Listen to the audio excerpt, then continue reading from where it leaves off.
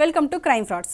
ఒక friend request accept చేసినందుకు దాదాపు 2,36,00,000 కోల్పోయాడు ఓ ఐటీ ఎంప్లాయ్. అసలు ఏమైంది అంటే హైదరాబాద్కి చెందిన భద్రారావు ఒక ఫ్రెండ్ రిక్వెస్ట్ వచ్చింది. అందులో నోరా అనే పేరుతో ఉండడంతో దాన్ని యాక్సెప్ట్ చేశాడు భద్రారావు. ఆ తర్వాత ఏమైంది అంటే వీళ్ళిద్దరి వ్యవహారం నంబర్లు షేర్ చేసుకునేదాకా పోయింది. ఆ తర్వాత నోరా నేను మలేషియాకు చెందిన వ్యక్తిని, అదేవిధంగా నేను చాలామందితో ఫ్రెండ్షిప్ చేస్తున్నాను, అందులో ముఖ్యంగా నాకు ట్రేడింగ్లో చాలా ఎక్స్పీరియన్స్ ఉంది అని చెప్పడం, అందులో స్టోర్ అనే ఒక యాప్ ఉంది, దాంట్లో ఇన్వెస్ట్ చేస్తే చాలా లాభాలు వస్తున్నాయి, నా ఫ్రెండ్స్ అందరూ అందులో యాడ్ అయ్యారు అని చెప్తూ ఇలా చాలా వరకు చాటింగ్ జరిగింది.